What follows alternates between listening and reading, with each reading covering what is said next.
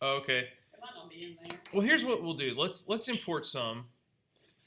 Just follow real closely in the Finder tree because we're gonna have to like go hunting for files. Okay. So I'm gonna go to File, Import Photos and Video, and there'll be a little bit of a. I'll give a little bit of a lecture on this part right here. But what we've got here, this is sort of the importing wizard. It's kind of simple, but also very critical to understand conceptually how it works. So first of all, we're going to find a source. Then this bit in the middle is going to show us what we're importing and how.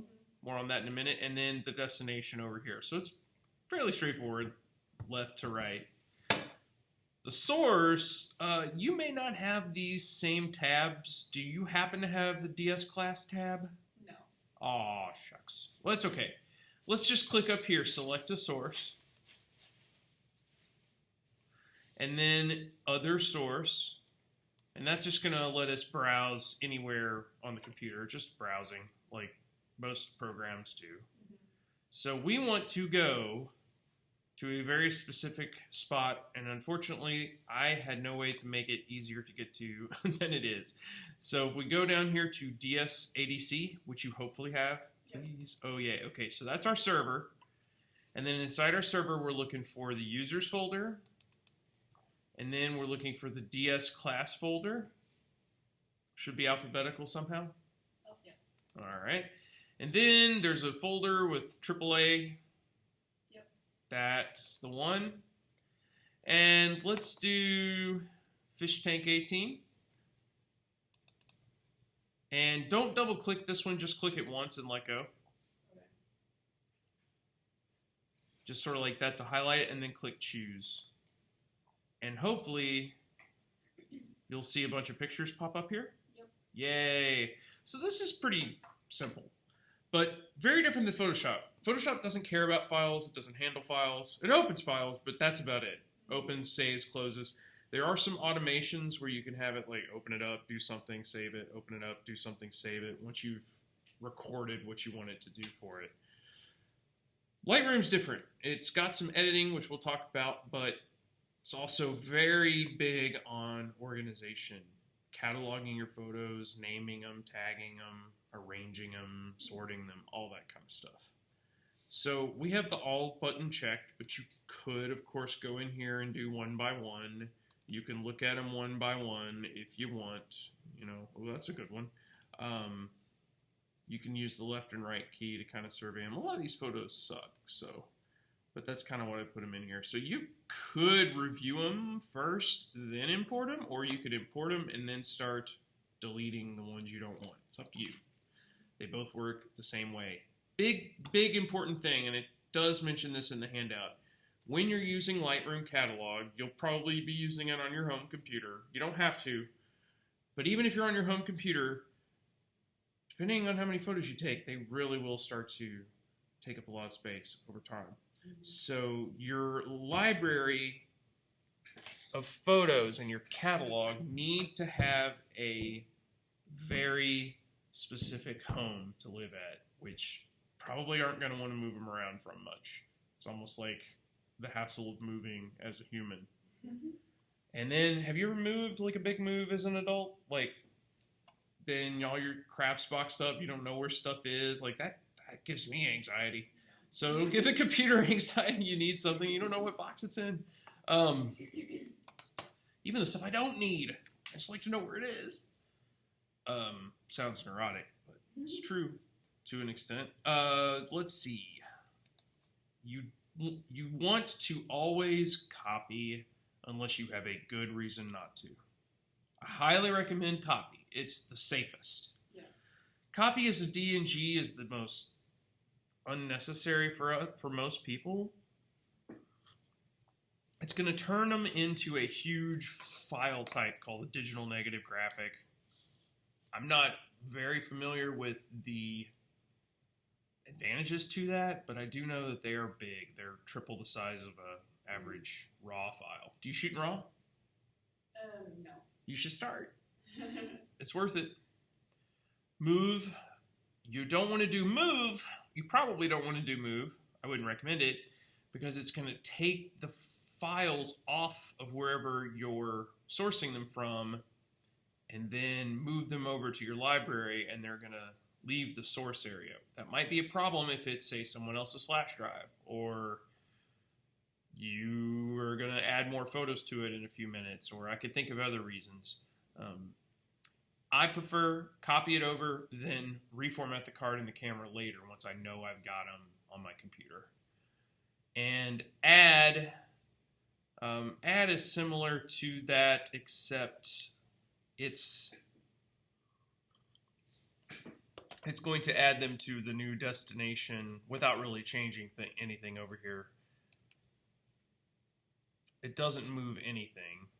But the problem is the files are still on your card when you do add. So it's treating them as their home, whereas copy is taking them from wherever they were and putting them in your new giant condo high-rise that you've made for your Lightroom catalog. You know exactly where it is, right in the center of downtown. No problem finding it. Everything is right there. I know it sounds dramatic, and I'm getting kind of into hyperbole, but if you start moving photos around or you're sourcing from different places, it just gets more complex and more difficult. And the minute you move a folder, you'll have a bunch of question marks for your photos. It's like, I used to know where these were, but you moved them, and so now I don't know. Again, it all depends on your system. My system always, I thought personally, copy was my simplest system. So copy, everything where they're coming from stays the same, and you get a copy of them over in your main photo drop, your main depository for pictures. And in our case, I've already made a folder for everything to go in called All Our Photos. So just a real quick little lecture here, and then we'll go ahead and move on to editing some pictures. But so the catalog does not actually contain any photos. The Lightroom catalog contains no photos. It's all information about those photos, but the actual photo files exist elsewhere, hence this whole system. So they are fed into the catalog. Personally, I think the simplest way is to keep it all in one giant folder. So I organize it. Folder is, the mother of all photo libraries. Inside that folder, Lightroom catalog files. Next folder is all my pictures, and then inside there, organize it however you like. But just to keep it together, so the Lightroom catalog is not actually the photos. It's everything else. All the edits you've made, all the keywords you've added, all that kind of stuff. So if you ever used like the Photos app for iPhoto or iPhones, or, well, I think most of those, even the Android ones, probably about the same. I think that they work similar ways, but all the little edits and stuff is all stored as metadata. And there's a few other odds and ends here. We're not going to get into this too much, but you can get real specific about where it's going if you want, and it just depends on how you like to work. If you like folders, if you're a folder person, make your folders just like these. You can save these however you want inside there, or you can create them all inside Lightroom. And you could have one giant folder with every photo, which is a mess without Lightroom, but with Lightroom, it knows everything about them, where they go, and all the photos exist inside Lightroom. So when we create collections, that's what they call them in here, those are folders, but only inside the Lightroom catalog, only when that catalog is running and referencing your photos. So without any further ado, let's go ahead and click Import. And it may take it a moment to do these. Top left here, this is your progress bar. So whenever you're doing things that take it a moment, such as importing or exporting, you get this little progress bar up here. Okay, I got a little lost with the import. Is it not working? Well, I thought it was under. Let's take a look here. Because the D class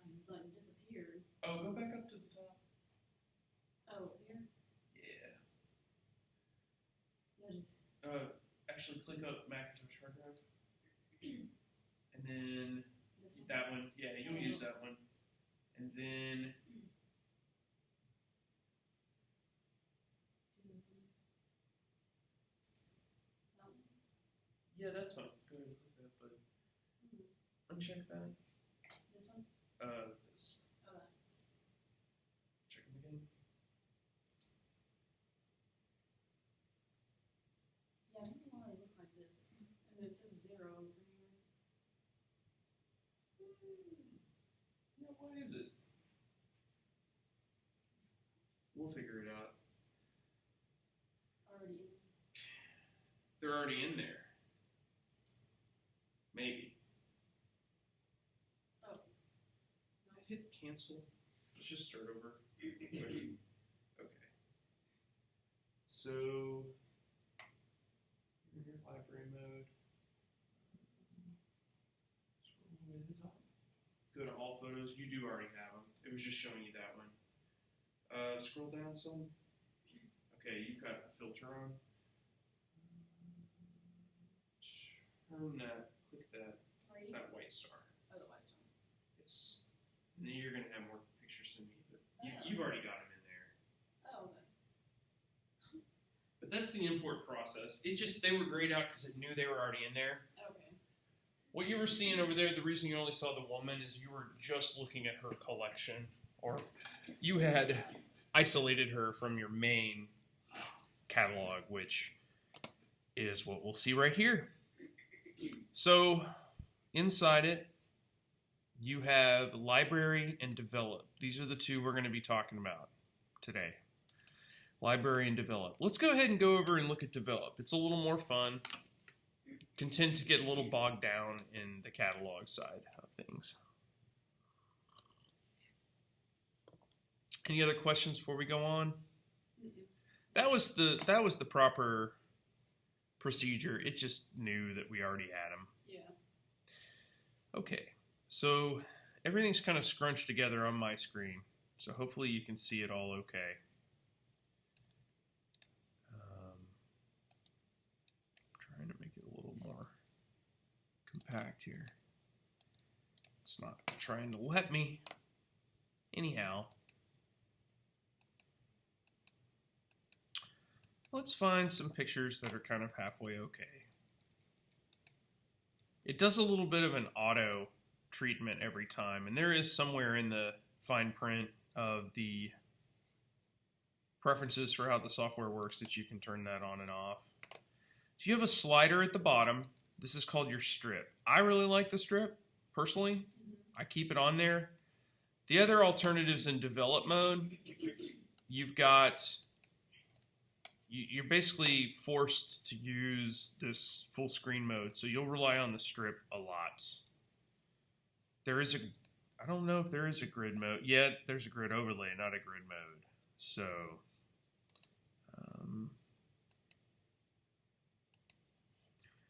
when you go to the library mode, just real quick, you can get a grid mode. So do you see where I am right here? This little area? This is sort of your option for how it's going to show you your library or photos. Okay. X and Y is a photo A compared to photo B. And not sure what the survey is. That's faces. So grid versus detail. Over on develop, you're going to need the detail most of the time, so you've got it set up here like this. And you should be able to zoom in on the photo either by clicking on it. There's also a little slider here. You can get really close if you need to, or you can zoom out a little bit to look at a crop. So how would we improve this photo? There's a couple things that we could do. We'll do some color and brightness adjustments, exposure adjustments, and then we'll also do a little bit of edges work too, because it's got some fuzziness in there that we might be able to fix. A couple other things that you have here is you can pick specific ratios if you want to. Of course, something about 1 to 16, 1 to 12 is going to be about correct for you. Fit, fill, 1 to 1 is actual size.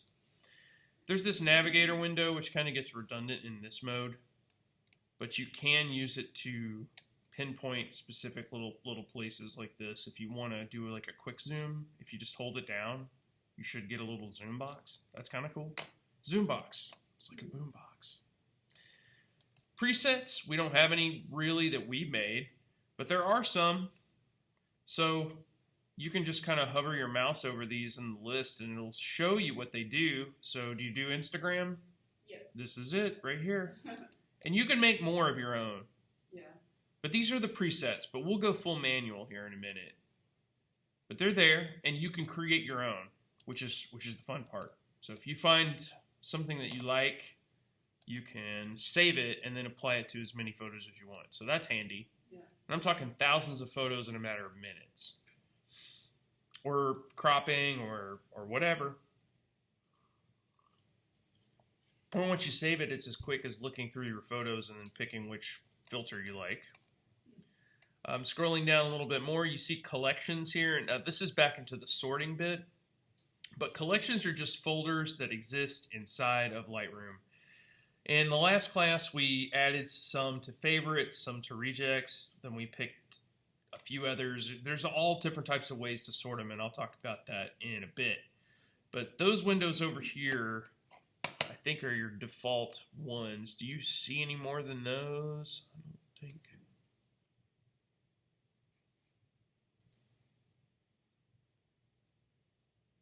Yeah.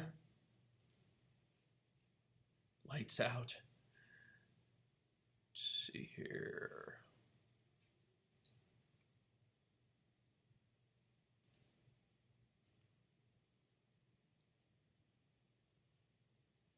Any questions? Not so far. All right. So there's a few tools here. There is a histogram right here, and then there's a bunch of menus here and sliders, which you may find familiar depending on what kind of camera apps that you've used in the past, but they're pretty great. Let's see, maybe we want to get that line looking a little better. In a minute, of course, in a minute. So starting up here at the top, let's look at some stuff that we could do here on just the basics. So basics is the first category. See how they open up and close, kind of like that, right? Mm-hmm. And remember, you can pick any photo in your library just kind of by thumbing around down there. Oh, there is a grid mode. Ah, I see. No, it took you back to library. Never mind, don't do that. So make sure you're on develop. When you're doing the edits, you'll be on the develop mode. So the first thing is the color profile. Or monochrome. So we'll keep ours on color, but you can instantly make it black and white if you wish. You can pick a source point for your white balance, or you can manually do it, or you can do an auto here. Okay, but WB is white balance, so manual is pretty easy to understand. Do note, Melody, what happens to your histogram up there. Oh, yeah. Do you ever look at histograms? Uh-uh. Oh, they are super important. Do you mind if I go up on a tangent? No, go ahead. Okay.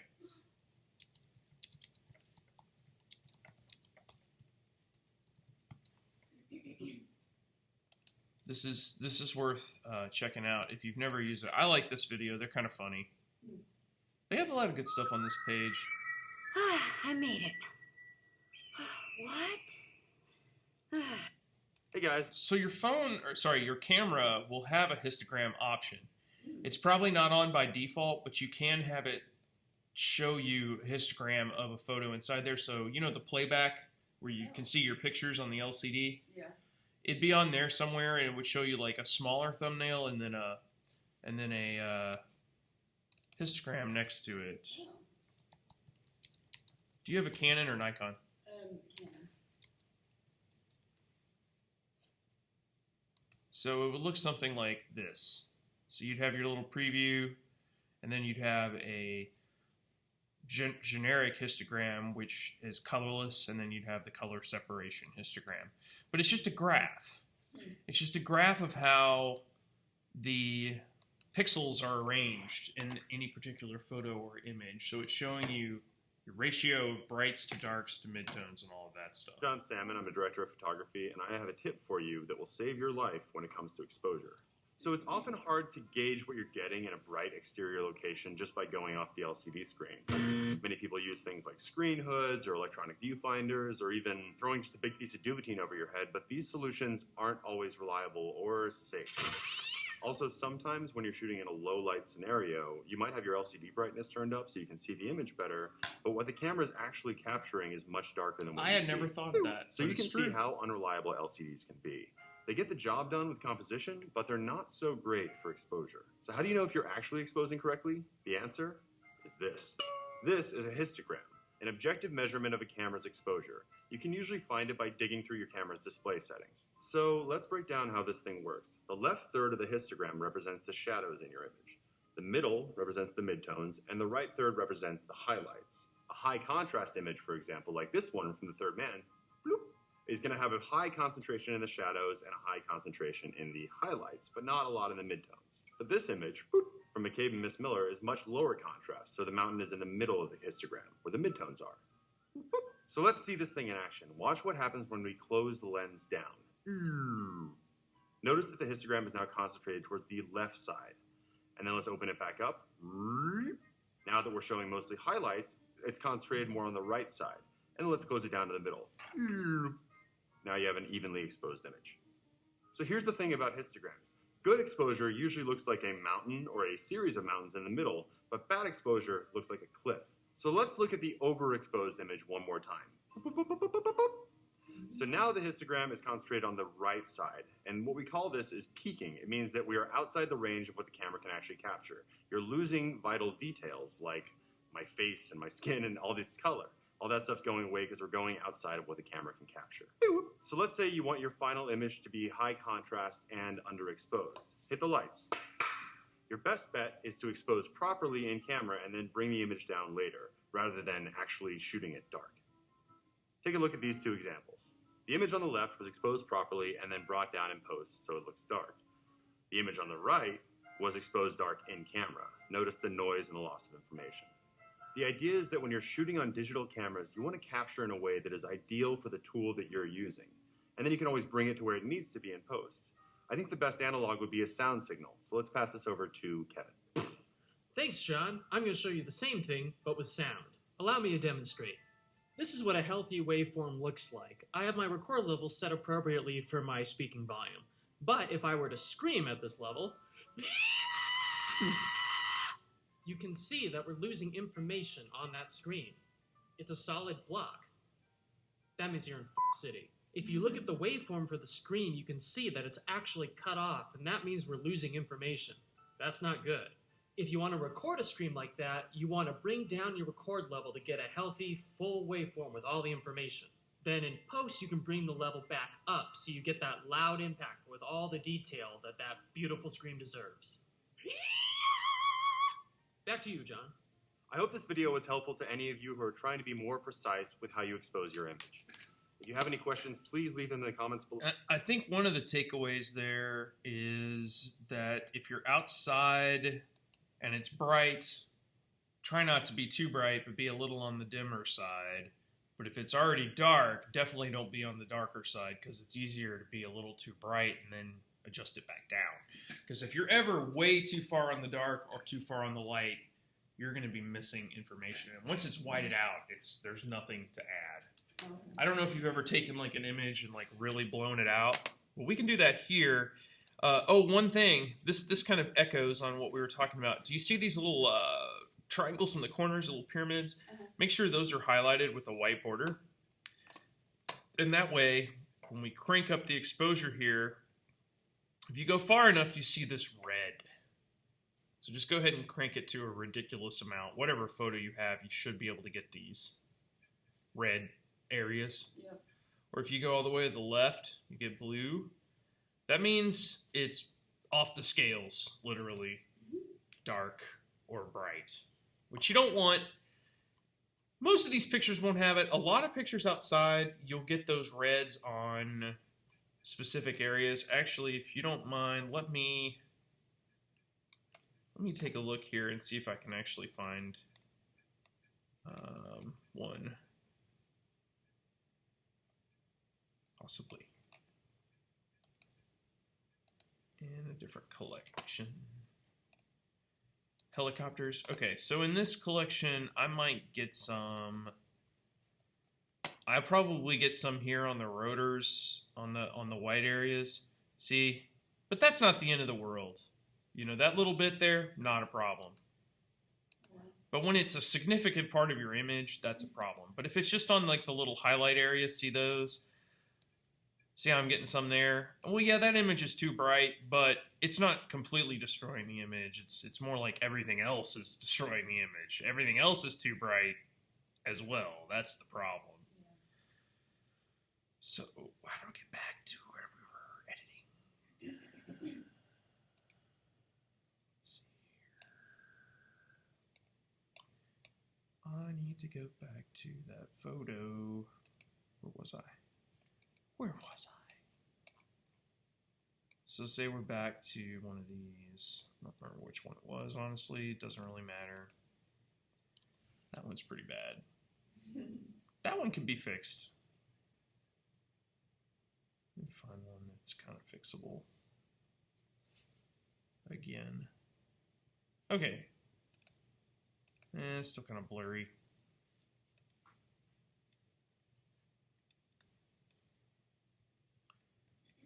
I know it's in here somewhere. Because it's that one. Okay, so more on how I could fade that. I'm actually going to do that right now. I'm going to be like, hey, I'm going to hit some things. I'll talk more about that in a minute. Let's continue to do the develop thing, because if you only got one thing out of the class, develop is probably what you're going to utilize the most. So those peaks will help you. This isn't a badly exposed image. It's a little on the dark side. We can tell that if you are a big histogram nerd. But, you know, exposing it up a little bit would tend to help, at least in my photo's case. But I trust your eye as far as you doing it. Contrast, we all know what that is, right? These sliders are a very convenient way to do it, though. In Photoshop, it's not this easy. At least it wasn't for a very long, long time. You have to create a new layer, and you have to do all this and that. Oh, yeah. Lightroom doesn't even have layers. Yeah. Those layers confuse me. One other thing that I'll go ahead and interject real quick. At any point in time while you're doing these things, you can do a snapshot, which is sort of like a semi-save point. It's a save point, basically, just kind of like a video game. So you would go up here to develop and say new snapshot and create that. And now you've got over here on the history side, it's got a list of all the things that we've done, and then it's got a list of snapshots. Do you see that there? The snapshot menu on the left column? Oh, yeah, there it is. Yeah. So you could do save points. You could say, let's see how that one is. Let me go down. Let me let's say I want to do like a red, purpley kind of version, or something like that. I'm trying to get purple. Pierre's laughing at me over there. No, I'm smirking at the phone. Just rebooted all that stuff. You know, they're listening to everything we say. Mm-hmm. Can you guys confirm that? Well, you know, NSA Oh, owns yeah, they Google. do. So you've had like ads pop up about stuff you're talking about, I like swear I've had them read my mind before. right? It's kind of weird. It's kind of weird, but yeah, they're listening all the time. Like you said, the singularity, yeah, it's coming. When the AI starts writing its own software for AI, we're not going to be able to keep up. We won't even be able to understand what it's doing. Well, we already can't. Only like a few nerds out there, like, you know, Stephen Hawking can understand it. But let's say I wanted to have a blue version, then I could just take another snapshot. And I think there is a button for doing that somewhere. I just don't remember where it is, but I know it's under Develop, New Snapshot. And I call this like maybe blue. And then, no, I don't like that as much. Maybe I want it to be more yellow or orange, say. Say I want it on the orange side. Yeah, I like that one better, so we'll do a new snapshot. Basically, it's automatically saving it at whatever the last thing you did was, so the power went out right now, this is where we would pick back up.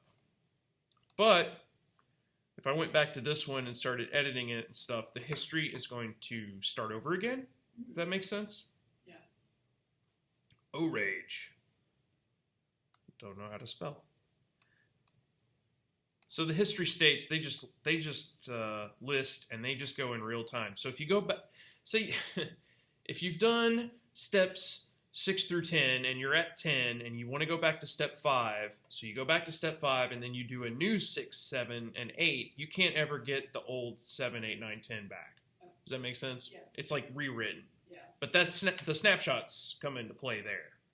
So I've changed it back kind of to a normal, but I can still get my blue and that back if I want to.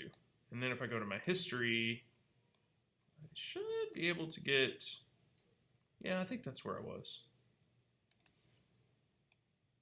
Right there. So that's a little more exposure. Highlights, shadows, and whites.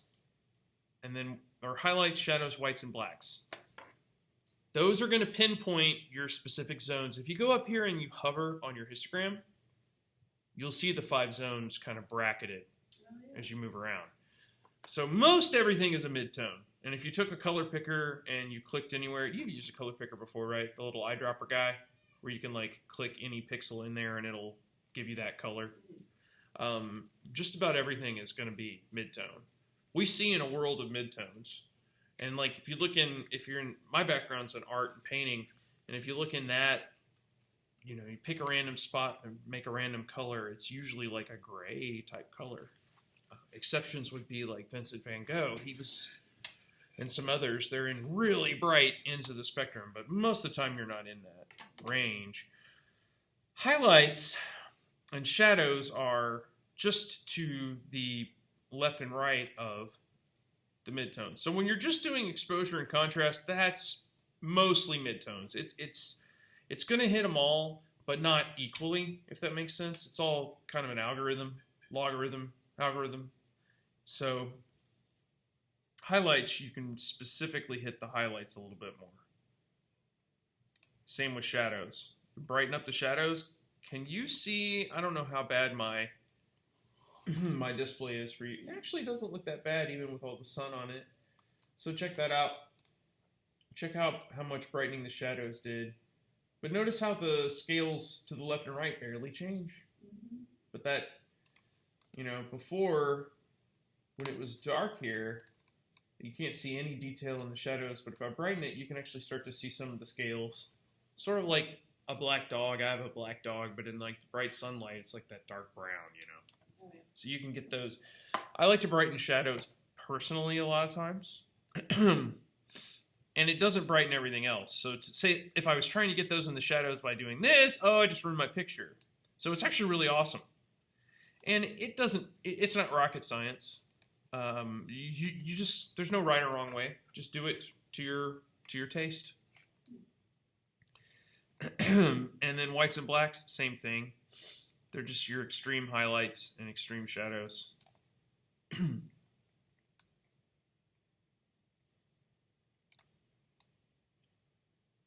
So that's all fairly straightforward. You also have color down here. So vibrance is how much, and saturation is how rich your colors are.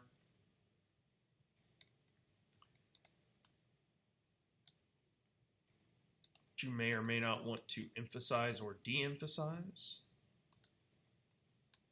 And then presence is sort of like a structure, or it's similar to some of the blurring and sharpening, and you can see it better when you zoom in. Let's see, let me pull my zoom down a little bit like that. Okay, so turning up the texture is going to, look at that. So it's big edge effect. Sliding to the right is always increasing, and then to the left is always decreasing.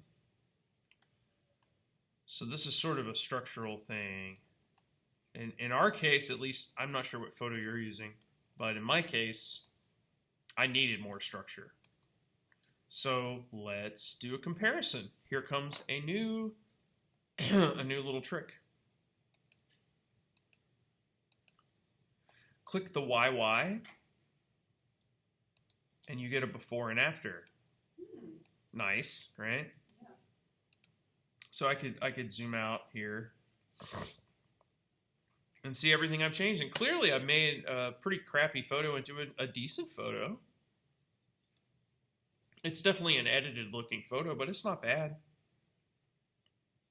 Always try to get the best picture you can while you're there with your camera, but you can always rely on editing to assist you a little bit once you get fairly close. It can be huge, huge, I tell you. And then last but not least, there are curves. I'm not going to get into curves. It's a bit advanced. I will show you this HSL color. You're getting really edit heavy. So editing a photo is like putting on makeup. You can definitely overdo it. I mean, I don't wear makeup, but I know that much. You know what I'm saying. Yep. So you do want it. You want enough, but you don't want too much. Then again, hey, edit the hell out of it. It's whatever you want to do. But it comes to a point where it's like, oh, that's really photoshopped photo. Just kind of depends on what you're going for. If you're going for that hashtag no filter thing, then obviously you don't want to do that. But this is neat because it pinpoints colors, not just brightness or darkness, but colors. So say I really wanted to pump the orange in the eyes here, I could. So when you're zoomed in like that and you're doing edits, does it just edit the zoomed in part or the whole? Oh, the whole thing. Okay. Yeah, it does the whole thing. There are ways to to pinpoint certain areas. I'll show you that in a second. There are ways to do that. But right now, it's just completely doing it all. So say saturation. That's how strong the color is. Hue is what color it is. So if I wanted to shift orange to green, I can do these, or to red, I can do these. So let's say I wanted a little more orangey. And I'll take my orange a little more red, so you can kind of see the difference there. Saturation is how strong it is. So here we go. Whoop.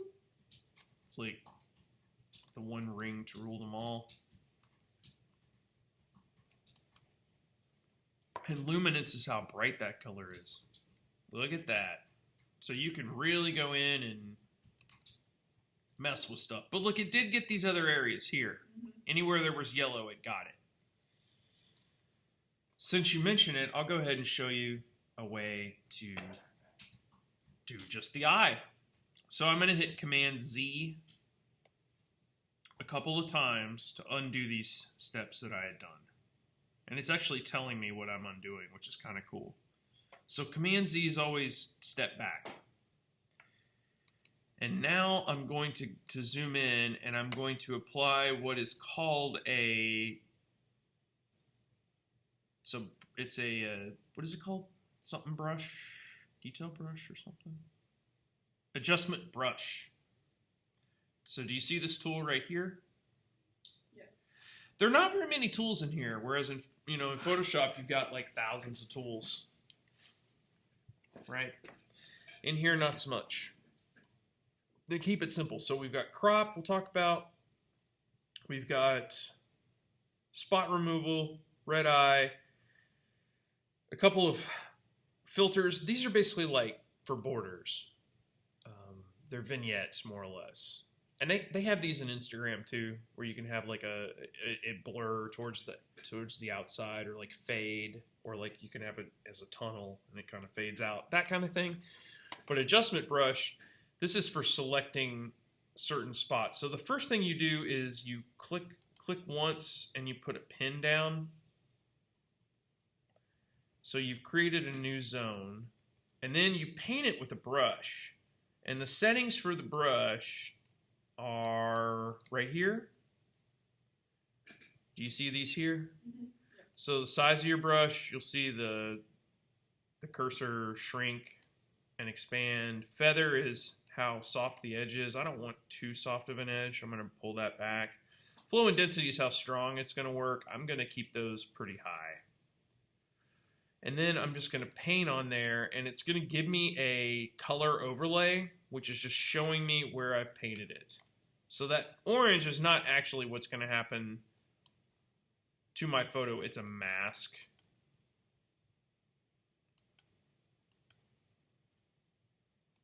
So to speak. See this color red? Yours may not be red. That's right. Okay. So if you take that and you take the opacity all the way to 0, you won't be able to see it anymore. Or if, say, I switch to a blue, now it's putting a blue over it. So it's good to use the color that's sort of an opposite of what you're about to put on there anyway. But you can, you know, you're not going to see this anymore once we actually start going in and adjusting stuff. Actually, let's turn that all the way to 0. So we don't want any color getting on there at this point. Now in Photoshop, this would look like the little marching ants, right? You can also erase areas, like if it went too far over there, I can kind of take that, kind of shave that back a little bit. See if I shaved it there. Okay. And then inside here, you get a separate set of all those adjustments just to apply to that area. So first off, I don't know why my tint is so far over to the green, so I'm gonna reset this. I'm gonna reset all that, restore defaults. Okay, and now I'm gonna go in and I'm gonna start changing these golden eyes. So I'm gonna turn up my exposure, and I'm gonna turn up my saturation, and maybe make it a little more red, and now I can pinpoint just that area and mask it in there.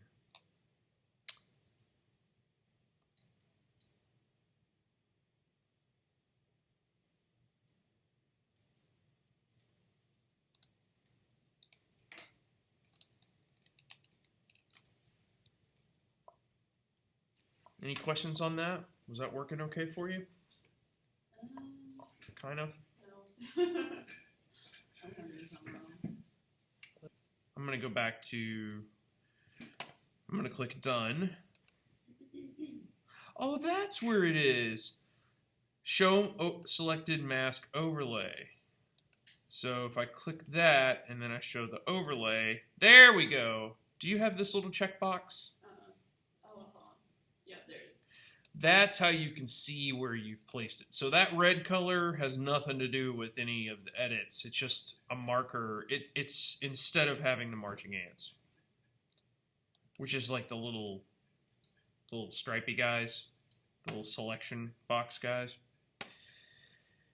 And if we continue to go down, I'm going to go say done. Oh yeah, there's different ways of seeing it. If you keep clicking the YY, you can have it be like a split screen if you want. And if you ever want to just get it back to normal, it's this block all the way to the left. Lens correction is if you're taking a picture of like something flat, like a map or another picture, because it does bow it just a little bit. Just the nature of a round camera lens and just kind of how it does. But see, where is detail? Detail. So you may have already played around in the details, but they're fun. So you have sharpening and noise reduction. I like to do a little bit of both. I like to play up the borders that I want to have and then reduce down any grain or noise or edges I don't want to have. Although this one, mine is already pretty sharp, and sharpening it too much is going to add a lot of grain. Yeah.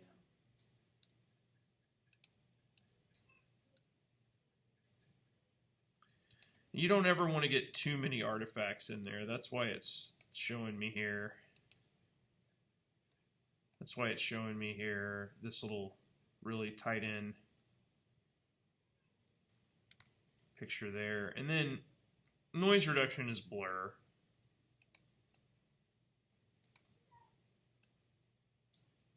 So that really blurred it, which I don't like. There's always a happy medium. But look for edges when you do this. So I'm never going to be able to get rid of that blur because it's just too extreme.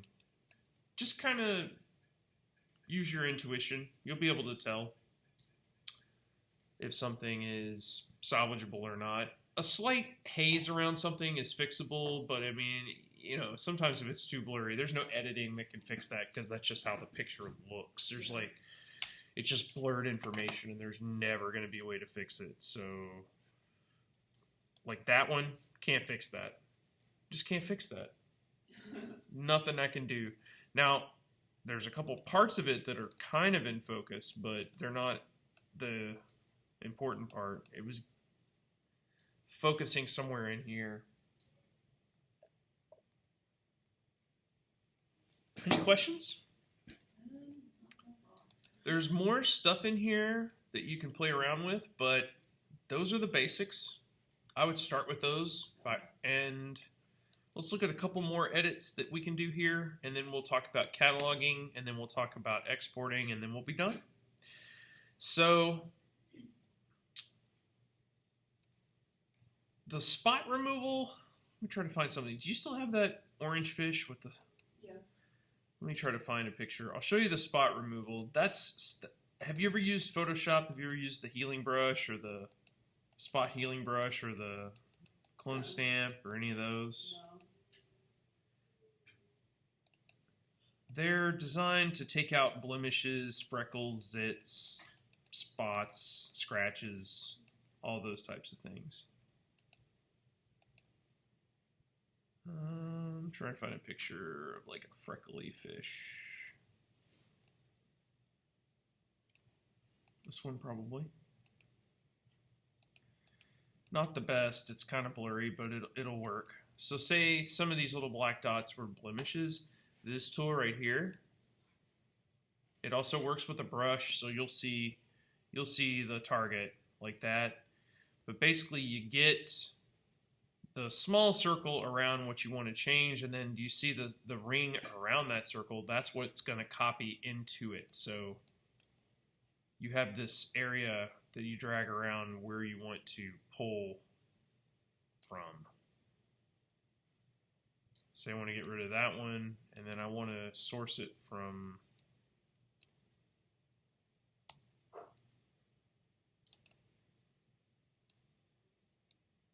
like that.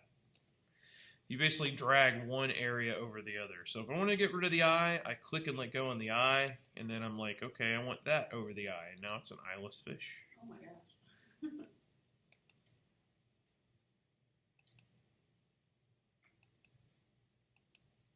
So if, again, tool overlay down here, this will take it away.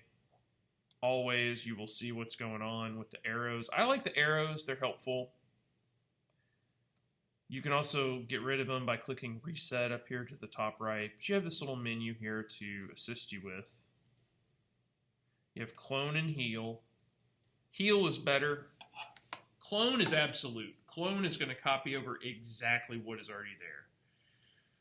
Whereas heal will layer it over it, but yet keep it looking similar to what's under it, shading-wise. It's a little less drastic. Then another thing, if I zoom back out here, get rid of that, go back to the crop tool. So the crop tool on the far left, pretty easy to understand, the crop tool. And rotation. There's an angle here.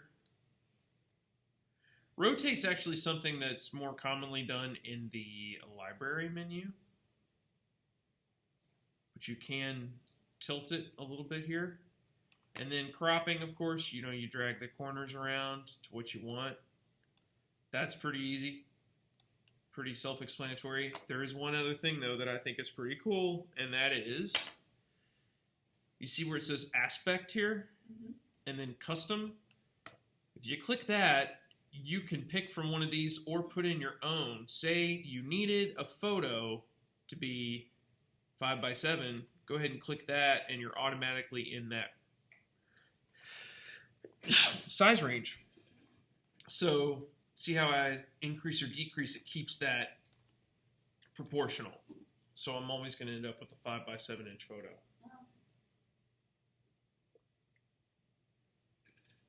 For making prints or whatever out of, you know? Any questions on any of that? No? No. Cool. Well, that's more or less the editing part. It's the majority of it. The next thing we're going to look at is the library part. So we go back to the library. You have your navigator up here, and the navigator is basically for when you are on a grid display. So we'll go ahead and go to the grid display. The photos are numbered, and there's a long list of them. And where is my little zoom slider for this? I think...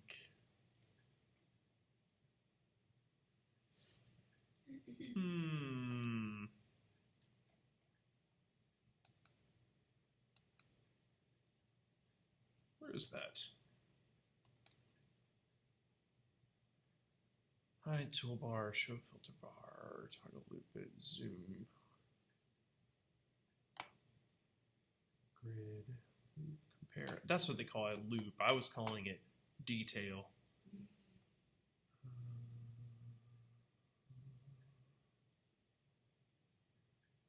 Do you have a little slider here? I always did. I'm not sure why not. No, I don't think. Oh wait, yes I do. And Oh, yeah. it increases or decreases the relative size of the grid. Well, as long as you have it. So that's there, and that's handy. There are also more things you can add to that just by clicking on this little list. It's thumbnail size. But for some reason mine is hiding. That's why I don't have it. It's because of the size of my screen. If I made that, there we go. Oh. So thumbnail slider. So here's how this basically works. Whatever you're pointing it to, whatever folder or collection or what have you, is going to show up here in the grid, right? You'll get a little bit of a detailed image up in the top left here, like this. And then you're going to have a long string of images down here at the bottom, like this. Okay? So you've still got the strip. I like the strip. But you can always turn the strip off, but I like it. Because if you are in the loop view like this, the strip can still be handy. So going back to this, you've got whatever you're pointing it towards here. Now, where it's really pointing, what it's displaying right here in the grid is all based on what you've got clicked over here on the left column, okay? All photographs is always an option, and that will be every damn thing that you've got in your library. Previous import is handy, because it is just that. It's just your recent stuff. Quick collection is something that we'll make here in a minute, but that's just when you're sorting. Think of it, it's like going to the grocery store, and it's like the stuff that you put in your shopping cart, more or less. You scroll down a little further, you've got folders. We're not going to concern ourselves with folders today, but you can have it store things in folders. However, and you can interact with those folders. However, the easy way to do things is collections. I've already got a few collections. You may as well, but we're going to make some new ones. So the first one that we're going to make is, let's make one for orange fish. So we're going to go down here to collections, and there's that plus button on the top right. Click that, and then let's create a collection. We'll create a smart collection in a minute. We're going to create a collection. We're going to call it orange and red fish. And just hit create. And that's going to make us a folder for that. And now we're just going to go through and pick those. You may see some of the photos that you've edited or cropped. See how they get these little tags on them that tell you you've messed with them. So we're going to go through and we're just going to add photos to that. So I'm going to have it right here on the left side. This is the simplest way to do it, is to just drag it over and drop it in there. They're not mutually exclusive, meaning all of these orange fishes, they're in both collections. So that's where a collection is different than a folder.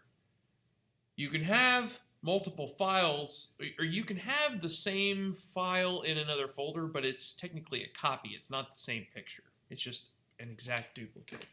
Whereas here, it's the exact same picture in multiple collections, whereas it could only be in one folder, if that makes sense.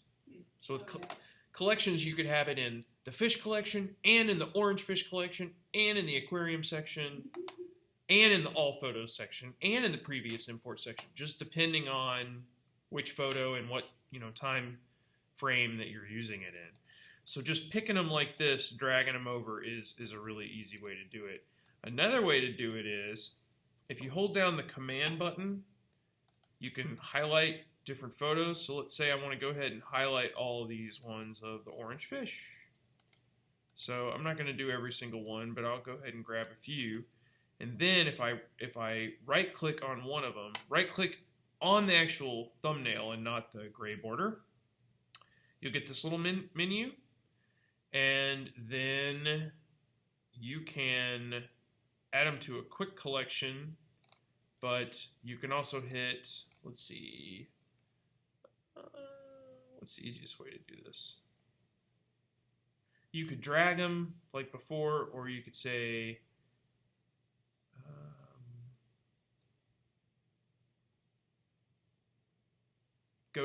you could add to quick collection. That's how it works. So you go to quick collection, and then from your quick collection, you can deposit them in there. So if you go in here to the orange fish, see we're seeing all of those. How do I get the quick collection in there?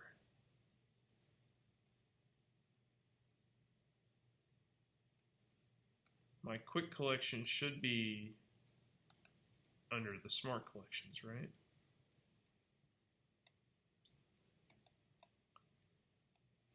Or is it at the very top? It's at the very top. So quick collection. You go back to that. That's literally like your shopping cart. So see how I had to go up to the top here in my catalog, and it had my quick collection. And then from there, you can either drag them into that folder, or right click on them once you're in your quick collection and you're looking at that basket, and then you could go to collection orange red fish. Nope, that didn't work. I guess dragging them is the only way to do it.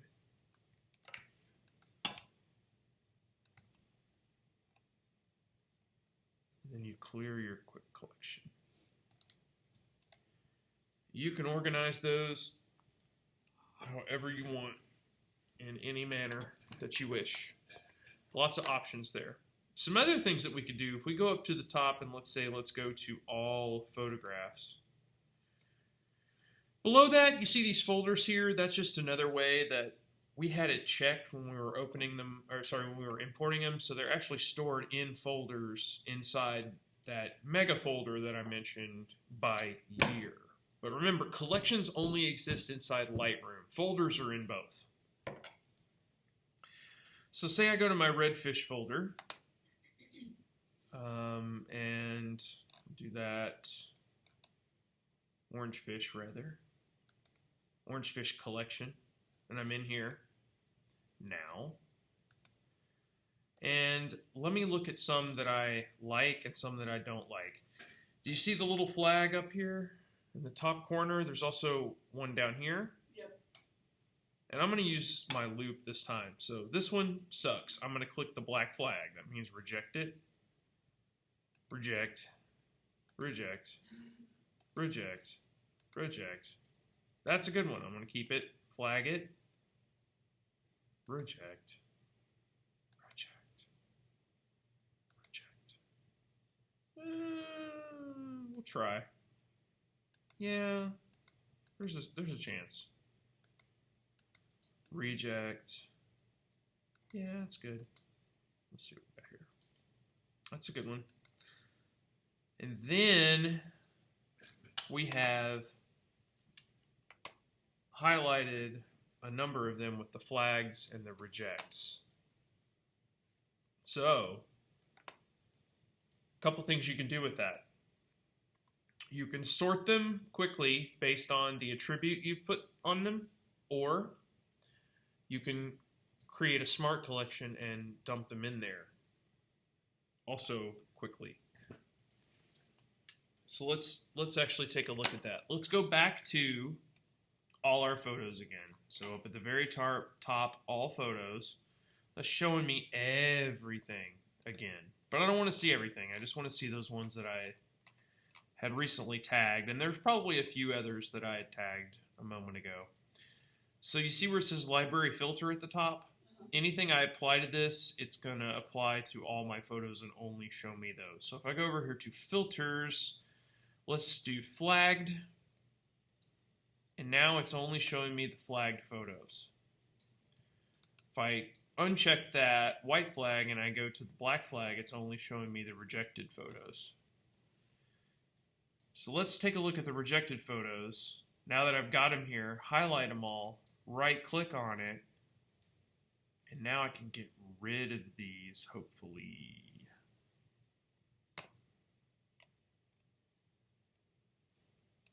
Or I think it's under File, Edit. Do I delete these? Say I want to get these out of my library. I want to remove it from the quick collection.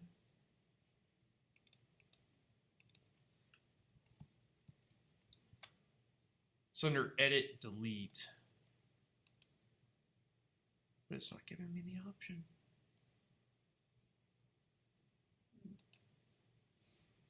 Or there's also Delete Rejected. That must be what it is. Yes, Photo, Delete Rejected. All the way at the bottom. I guess you can't just delete them when they're rejected because they're already set aside to be rejected. And then remove will just take them out of your catalog, but delete from disk will actually not only remove them from the catalog, but from your entire computer. So I'm just going to say remove. Never know, I might need them back. Mm-hmm. Now I'll uncheck that, and now I can just see all my favorites. Maybe I want to go through and rate my favorites.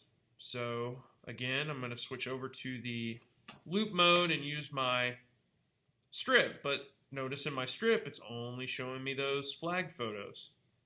Oh, before we go too much further, check this out. This is showing me all the flagged photos in my entire library, right? But if I scroll down here and I click on my orange fish, now it's only going to show me the flagged photos inside there, which are technically the only photos in there since I purged the rest. So depending on where you're pointing, it's just going to show you the flagged. So I go back to all photographs, flagged, turn that on. And then I go to my loop and say, I want to give that one 5 stars. That one I'll give 4 stars. And that one I'll give 2 stars. So just go through and give them some star ratings. Yeah, it's okay. It's okay.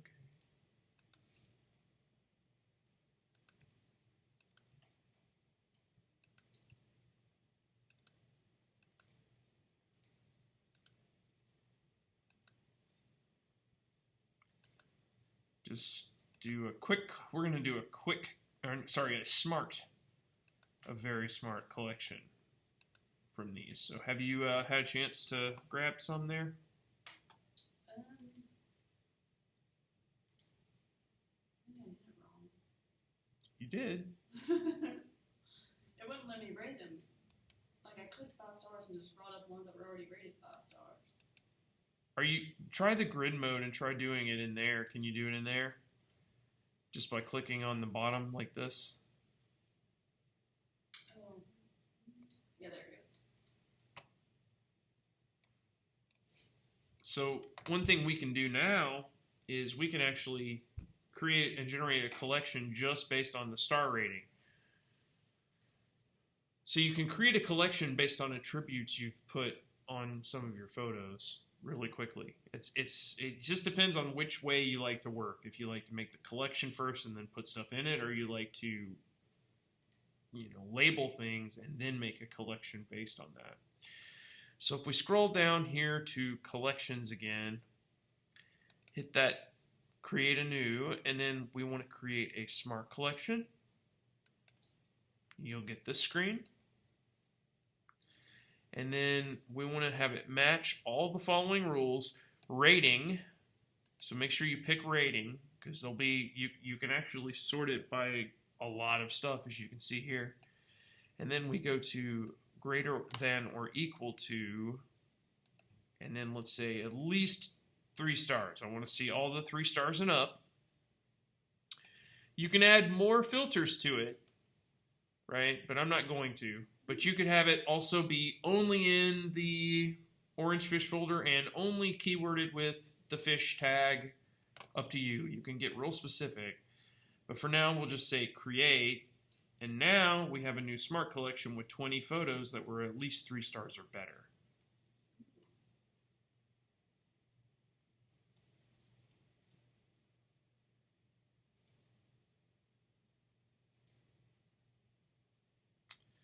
So that's nice. And then finally, did you have any questions on that bit? No. So that's how Smart Collection works. You could have made it for a flag. You can make it for a color label you put on it. You can make it for a keyword. You can do it for a date. You could do it for a location, I believe. You could do it for an edit you've done on it. You could do it for a crop you've done on it. Every little thing you can sort all those different ways. And if you're ever curious, you can just create a new one and look at this menu, and you've got all this options, including some that expand out quite a bit. So you can sort by camera, lens. I mean, it gets crazy. And while we're on that note, look over on the right when you're in the library mode. And then where all our development sliders used to be, you've got keywording, you've got your list of keywords, you've got metadata, and you've got notes. So let's look at it real quick. Keywording. You may already have some keywords down here. I do, so I'll click fish. Now it's added fish to that photo. If I had 10 photos highlighted right now, it would add them to all 10. There's even actually a way to spray them on there. It's an angelfish, so I'm going to add that. But you can go ahead and add your own. It's up to you. If you want to add a keyword, it's pretty easy. You just go down here to keyword list, and you hit this little plus to add a new keyword. So, say aquarium. I always leave all that stuff checked. Hit create, and now you can add them or remove them by using these checkboxes if you want. You'll also see a number of how many photos in whatever you're pointing at have these tags. So for example, if I went to all photographs, these numbers might change. So I can pick a different photo and I can go ahead and start adding these on. You can create groups, keyword groups if you want, and they'll disseminate from there. They'll all apply.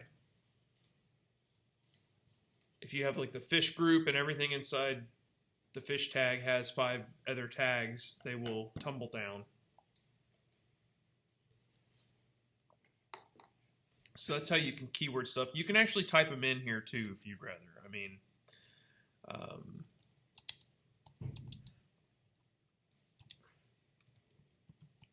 so if I like add those in, they automatically tumble down, and now I have them down here in my list.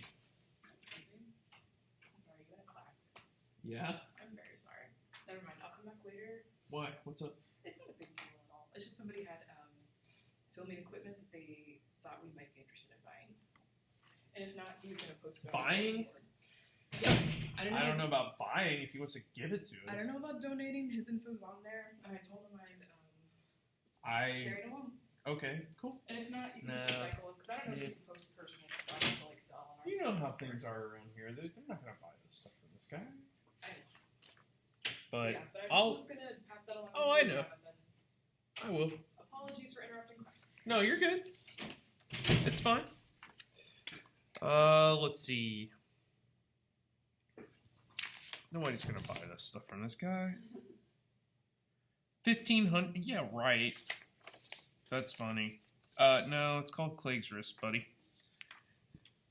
All right, so. Man, I don't blame him for wanting to sell it for whatever it's worth. I would be doing that too. Honestly, we take donations, and I'm surprised we even take donations. But you can like nest them in separate little areas and all kinds of fun stuff like that. Now, metadata, you can change this if you want, but each photo, if you open this down, you can see the specifics. This was not my camera. I don't know if it knew what lens it was because it was a lens baby.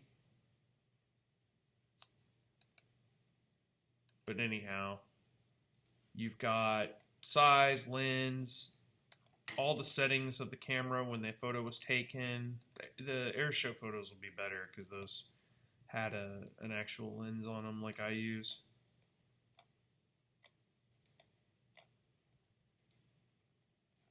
And you got all that stuff on there. So you can search for that. It's up here in the library filter. And if you create a smart collection, you can organize based on all this junk. I know, right? Kind of overwhelming. So that brings us to the end of the basics on how catalogs work. But basically, you make your collections however you want, and then you apply labels and tags and keywords and ratings and all that kind of stuff, and then you sort from there. You could go as complex as you want or as simple as you want. But the nice thing is your keywords build up. So all the time and effort you put into them as you go, you reap the rewards later. Yeah. It'd probably be easiest to do it that way rather than trying to like take a huge collection of photos and then start keywording them there. You'd have to kind of review it all and do some research. But you may have to do it. It's sort of like front-end work to help you later on.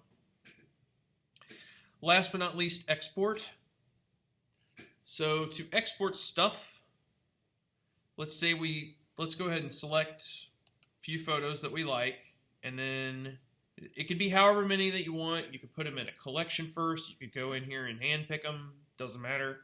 But you'll click this export button right here. Or it's under File, Export.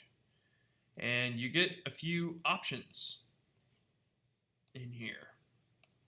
So export to, typically you're going to do hard drive, and then you get to pick where that goes here in just a second. It could be your flash drive, it could be your desktop, it doesn't really matter. We'll pick all that right here where it says specific folder. Let's say just throw it on the desktop, but again, you can get real organized if you want. Subfolder, you could add it to another catalog, all kinds of things. Oh, and by the way, catalogs, you can have the same photo in multiple catalogs, but the catalogs are mutually exclusive. You can move stuff from one catalog to another catalog.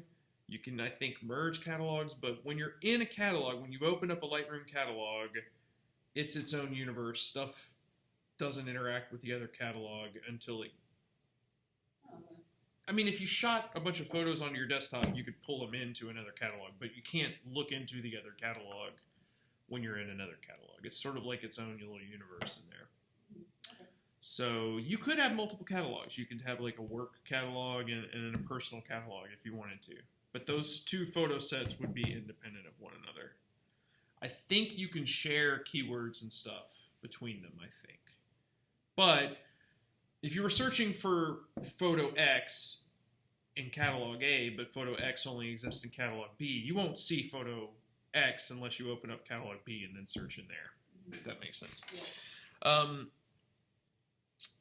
File naming, you can have it named to any of these specifics. So you could do, say, jet and have it automatically do 1 and 2 and 3 and 4 and 5 after that.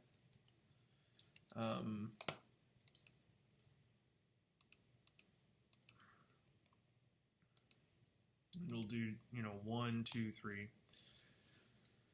Let's see here.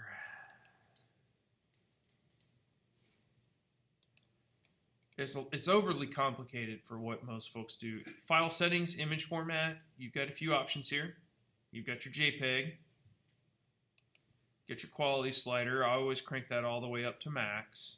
You can have it crop again if you want, or resize the resolution, so you get to control the resolution here. You can also have it do a few other things. Include metadata. You can take that out if you want, but it's in there on the file, so if someone else opened it up in their Lightroom, they'd be able to see all that same metadata info, the camera you used, the lens you used, all that kind of stuff. You may want to take it out, but probably not. Watermark. You can make your own watermark in here. Oh, nice. So if we go here, go ahead and check watermark. We'll go ahead and make one. I've already made a couple. Let's go to Edit Watermarks. And it should open up this. Did you get this guy? Yes. So, you can move this around, size it.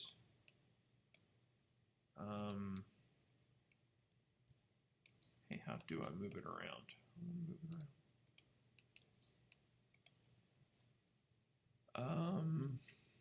You have the font size. You can also throw an image up in there.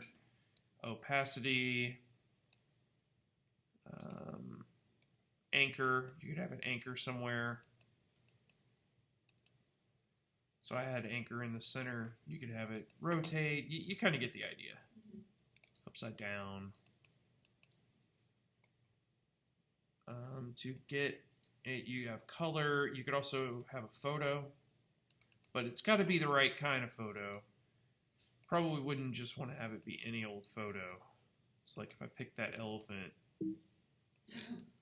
So, but you could have it be like a logo or something. And it overlays it on top. So that's if it's a graphic versus text. And then you would just save it as whatever, because you can apply that watermark, and then you've got that watermark on your list. So you can apply them or not apply them, but it'll shoot that on every single photo you make. And your original photos, of course, are still in your library unwatermarked. It's only the new ones that you're making. So whenever you export, you're making babies. You're not even clones, but children. They're a little different based on the adult, but a little different, a little unique based on whatever edits you've done. And then all your old photos go all the way back to the day you imported them. You can take them all the way back to 0 again if you want, edit-wise. So you're creating new children files, and those will just be JPEGs that I'm going to go ahead and export them. It's going to do its little thing, and then we'll take a look at what we got on the desktop. So you're shooting these out to upload to your website or to take to the printer or whatever you're going to do with these photos. And here they are on my desktop, just how I left them.